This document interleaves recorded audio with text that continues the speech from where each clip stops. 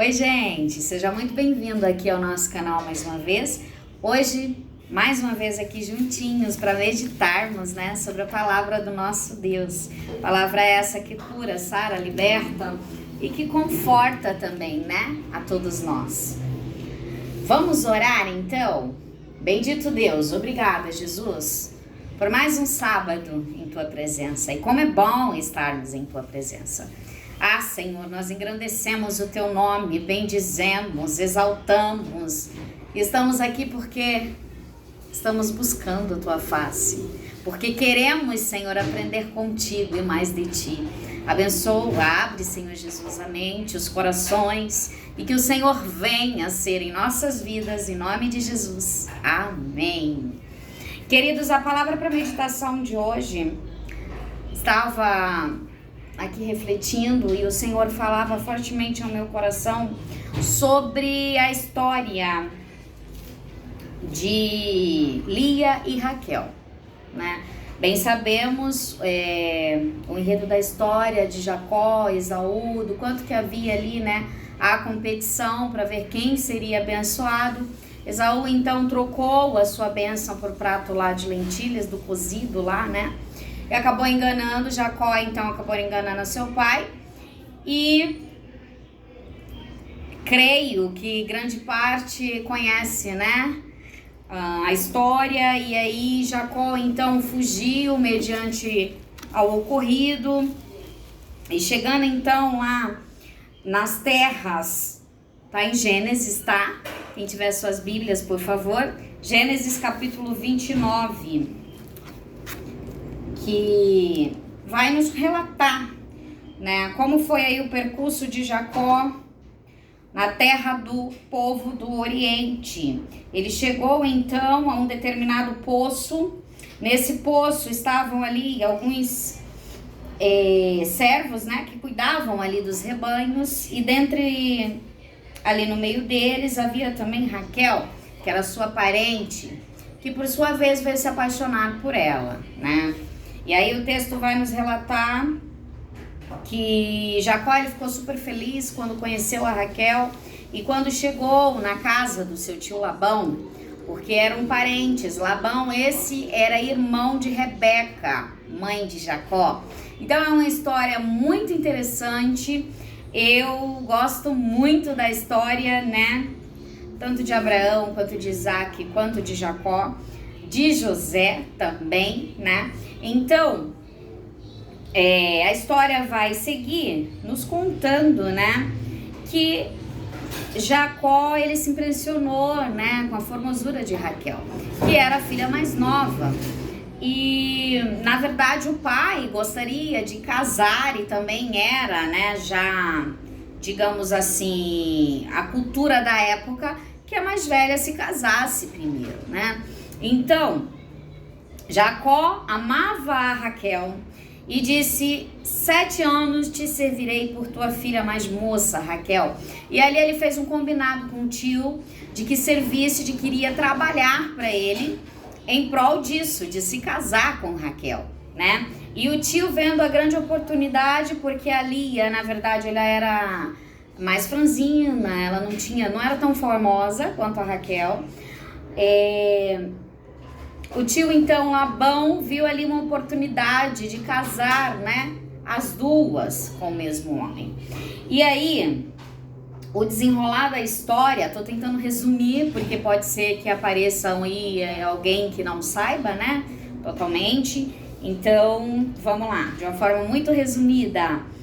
E aí havia a concorrência, começava então uma concorrência entre Lia e Raquel.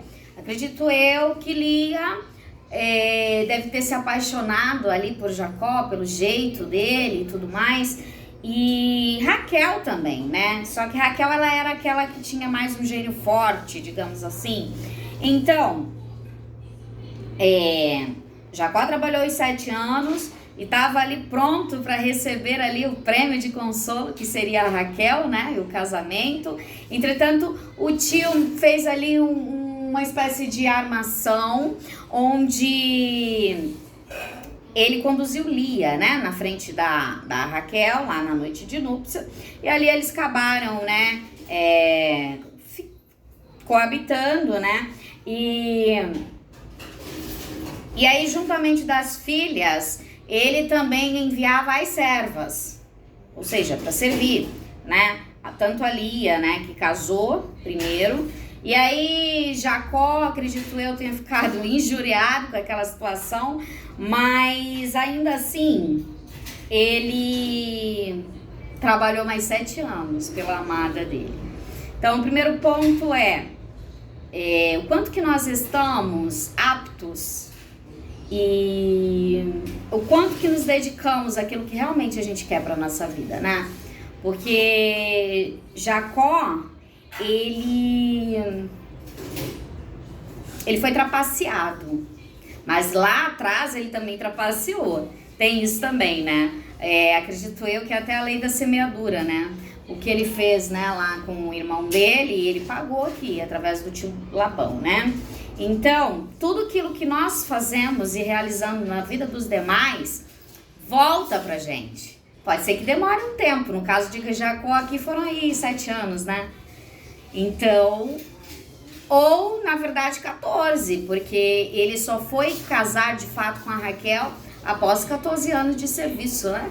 Grátis pro tio lá, né? Então, a Bíblia vai nos relatar que havia essa competição entre Lia e Raquel. Bom, e Jacó, na verdade, ele amava mais Raquel do que a Lia. E aí, ele não se importou, né, de servir ali mais 7 anos, porque para ele parecia como se fossem poucos dias. Por quê? Porque ele amava Raquel. E tudo aquilo que a gente tem amor e faz com amor, não é um fardo tão pesado, né? Eu costumo ver por esse lado. Então, o que eu entendo? Que a competição era grande entre Jacó e Esaú. A competição era grande entre Lia e Raquel. Entretanto, essa competição não terminou aqui, né? Na parte dos casamentos. Ela vai seguir com os filhos também. A Bíblia vai relatar que Lia, ela é mãe de 6 filhos de Jacó. Então imagina ali que para Raquel, por mais que tivesse o amor ali, né, do Jacó, era uma situação complicada e difícil também, acredito eu, um tratado de Deus até com ela, e que começaram a envolver as servas e, enfim, Raquel então não dava, né, filhos a Jacó. E aí foi criada uma espécie de ciúme, porque já a sua irmã concebia, né, de tempo em tempo ali, filhos para Jacó. Então, há coisas que começam errado e vão, né, com esse erro até um certo período, porque nós temos que aprender a realizar e a fazer as coisas certas do início, e por mais que tente ali, né, sair um pouco ali, mas temos que ter esse conceito de sempre fazer o certo, né? Iniciar da forma correta e terminar da forma correta também. E aí tinha Bila, tinha outra serva, né? E aí ali sim foi uma grande competição, porque quando elas não podiam ali ter os seus filhos, elas também incluíam a serva, né? Então cada um tinha a sua serva. Então cada serva teve mais 2 filhos de Jacó. Então, que era Zilpa e Bila, né? E então, depois de tanto questionar a Deus e até mesmo espremer o marido, como se o marido tivesse culpa por ela não conceber, né? Então, Deus, ele foi misericordioso com Raquel e ele deu uma bênção na vida de Raquel. Raquel, então, se tornou mãe de José. José esse que também teve a tal da disputa, a tal dos ciúmes, a tal da... que nem eu falei, ela tinha uma concorrência, né? A tal da concorrência entre os irmãos também. Então percebam que existem coisas que vêm já de toda uma geração e já, né, já tinha ali de Jacó e foi passando para os filhos e meio que foi estreitando o negócio, né, porque o que eles fizeram com Jacó, José, né, desculpa, o que eles fizeram com José foi de uma extrema crueldade, né, porque José era o preferido. E por que José era o preferido? Porque Jacó já era velho e também porque era o filho da amada dele. Então tinha, né, uma diferença de fato. E acredito eu que ele amava a todos, mas era o preferido de Jacó, né? Então, e depois de José, Raquel também veio conceber a Benjamim, né? Que foi onde ela perdeu a vida durante o parto e tudo mais. É uma história onde a gente tira muitos aprendizados, né? Essa questão de Lia e Raquel traz muito forte essa coisa da concorrência, de ciúmes, essa coisa de querer sempre ultrapassar e dar jeitinhos, e aí a gente percebe que não dá muito certo, né? Tudo que acontece é com permissão do Altíssimo, então não tem que ter essa coisa do eu vou fazer e tentar dar um jeitinho, não existe isso, né?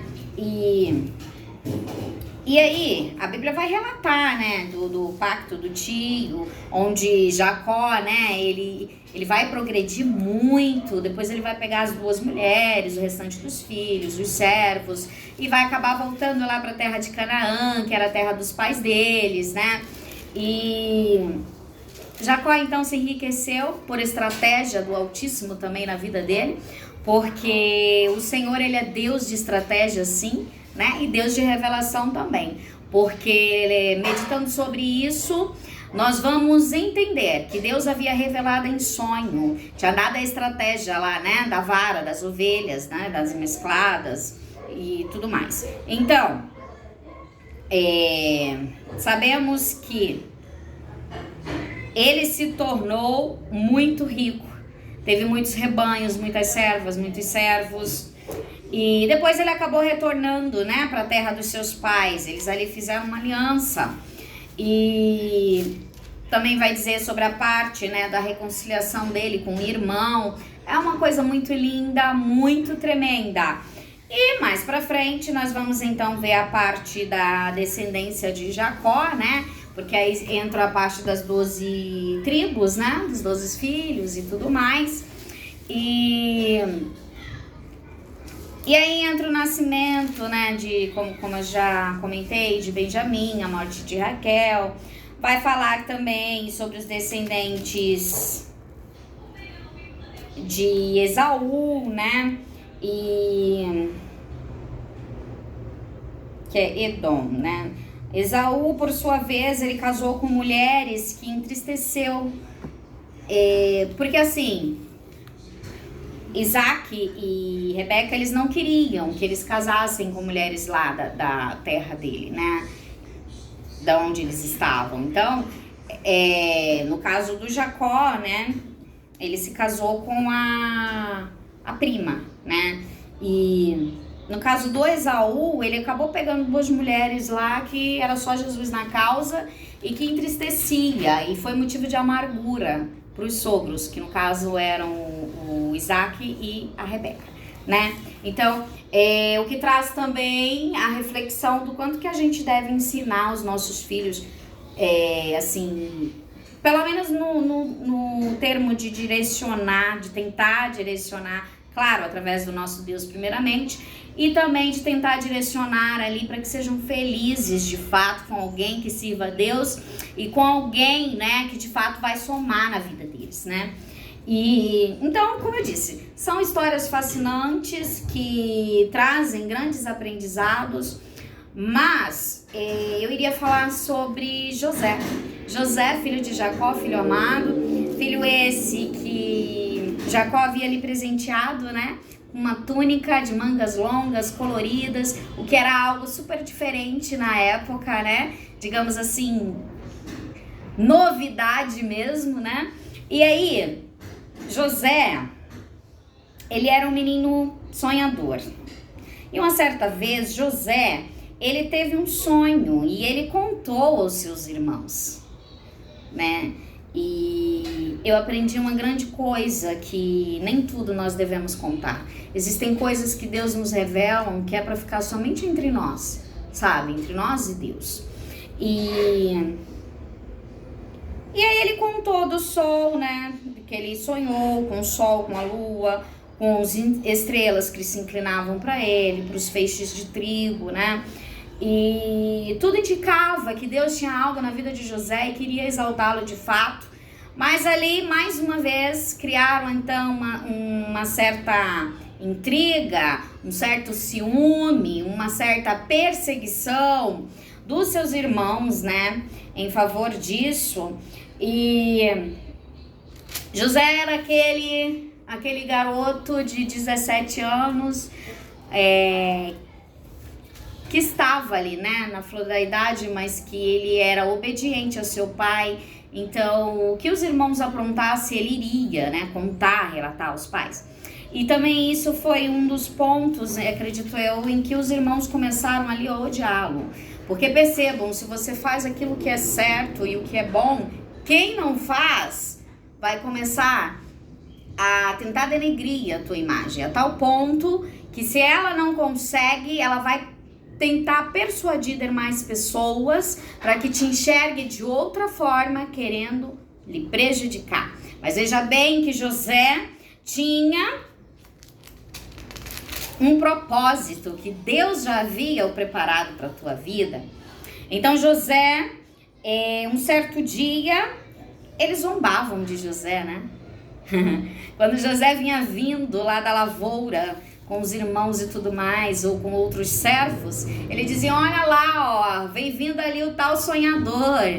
Então assim, quem não gosta de você vai sempre, você sempre será um motivo de zombaria, de chacota e de coisas ruins. Mas Deus me trouxe aqui para dizer o seguinte, que não importa o que as pessoas achem ou pensem a teu favor.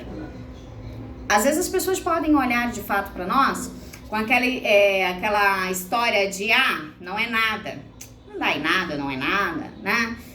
Mas Deus, ele nos olha de maneira totalmente diferente. Se o outro nos enxerga pequeno, diante de Deus nós podemos ser grandes, sabe? E aí, ele já tinha, né, a história dele ser certinho.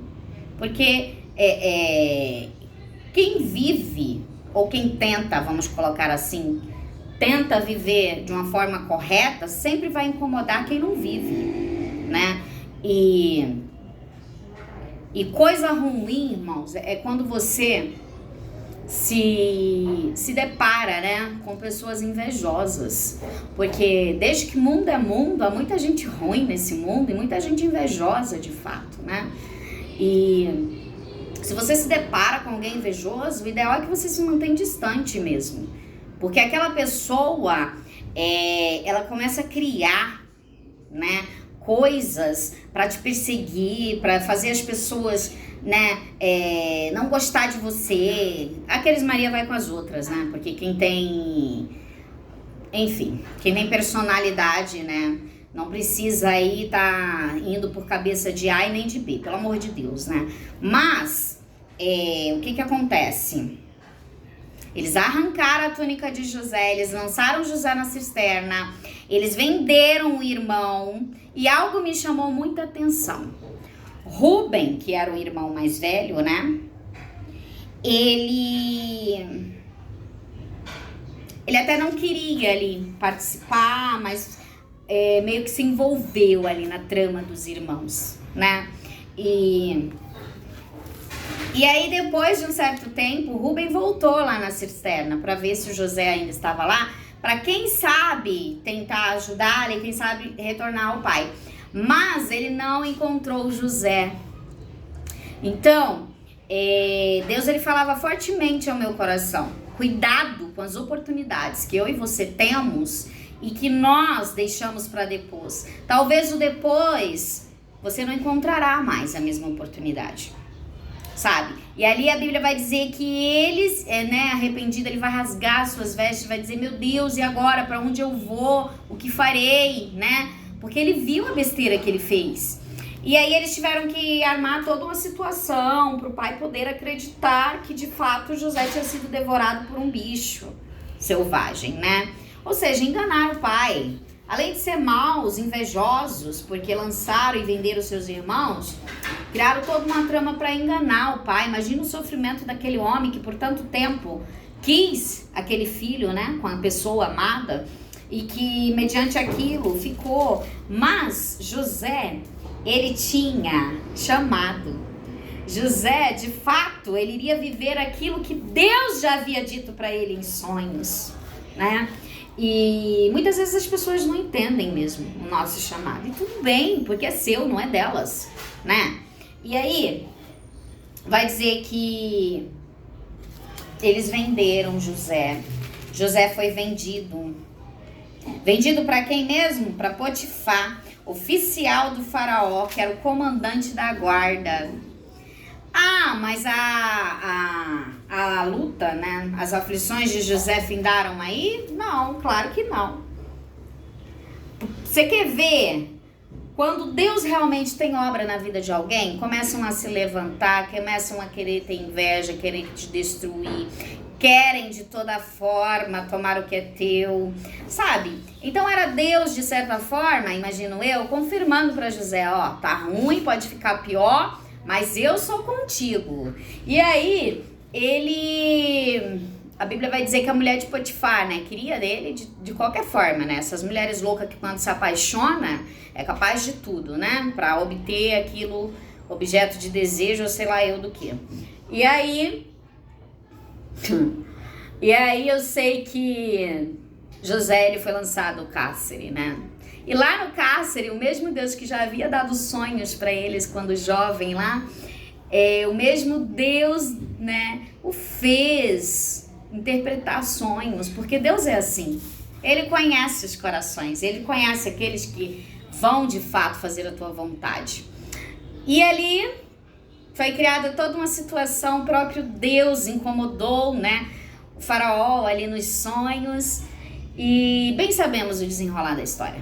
José, ele foi extremamente honrado. José, ele esteve então acima, né, de todos os homens, só não do faraó, mas de todo aquele povo, até mesmo o que lançou na prisão. Então percebam que Deus, ele tem um trabalhar, uma estratégia diferente para cada pessoa, né? Foi necessário José passar por algumas coisas? Foi. Mas no final Deus não honrou? Honrou. Então é isso, é nisso que a gente tem que se apegar, sabe? O quanto que Deus, ele capacita quem ele escolhe e o quanto que Deus, ele cuida. Então não adianta querer arrancar aquilo que não é seu. Eles quiseram arrancar a túnica de José e arrancaram de fato com todas as tramas, armações diabólicas e tudo mais. Porém, José, ele se vestiu com outras vestes, né? Imagina o glamour lá da época, né? No castelo lá do faraó. José com vestes, né, finas, com ouro, cordão de ouro e tudo mais. Então, e depois ele ainda serviu de quê mesmo? Para ajudar os próprios da família e os demais. Porque é isso que acontece com o povo de Deus e com os escolhidos de Deus. Deus, ele nos coloca para sentar onde a gente menos imagina. E Deus, ele é aquele que contempla tudo, né? Às vezes pessoas podem achar, mas não tá acontecendo nada, mas até aqui tá dando certo. Deus é aquele que contempla tudo. E na hora certa ele tem, né, o trabalhar para cada um. Então, a exemplo da história de José, né, que queriam ali roubar a sua túnica, que mediante tantas armações, que mediante tantas aflições, tanta coisa que aquele homem passou, mas se manteve fiel, se manteve com princípios, se manteve obediente ao Deus de Israel. Então, Deus honrou. E é isso que eu vim aqui falar para você, que Deus, ele honra o homem e a mulher que o obedece. Deus, ele honra aquele a quem nele confia. Porque tem existem algumas, digamos assim, lutas que Deus, ele nos capacita para darmos jeitinhos. Mas vai existir lutas na nossa vida que o próprio Deus toma a frente. E a partir daí, pode vir o que vier, pode acontecer o que acontecer. É Deus que toma a frente, é Deus que está à frente de fato. Então, eu e você podemos descansar, porque Deus é conosco, sabe? E não tem melhor do que saber que Deus é o nosso Deus, o grande eu sou, o forte, o Adonai, o El Shaddai. Então, venha o que vier, que possamos estar firmes em Cristo. Eu sempre falo isso aqui, que nós devemos ter a certeza de que Deus nos ama, a certeza de que Deus cuida e a certeza de que Ele está preparando o melhor para mim e para ti. Basta ficarmos firmes na relva, né? Basta ficarmos ali, ó, firmados na rocha que é o nosso Deus e buscarmos, né, cada dia mais a capacidade daquilo, né, para realizarmos aquilo que Ele quer para nós. Porque no tempo certo irá se realizar, tá bom? Deus abençoe e que você tenha aí um lindo sábado, um bom domingo, um ótimo fim de semana. E que o Senhor renove as nossas forças, o nosso vigor, porque é isso que Ele faz, né? Tá cansado? Chame por Deus. Ele vai ajudar você. Não tem aquela música lá? Fale com Deus, Ele vai ajudar você. Porque Deus é isso, Deus Ele nos quer ver sorrindo, sendo felizes. Ah, mas felicidade completa só no céu. Sim, concordo. Completa sim. Mas nós podemos sim viver momentos felizes e alegres e contentes e de paz aqui na terra. Nós estamos na terra, nós não estamos no inferno não. Então, enquanto estivermos por aqui, vamos chamando por Deus e vamos aí, ó, passando pela prova, dando glória a Deus. E vamos aí, ó, renovando a nossa alegria, a nossa fé. E com Deus tudo é melhor e tudo dá certo. Tá bom? Grande beijo. Tchau, tchau.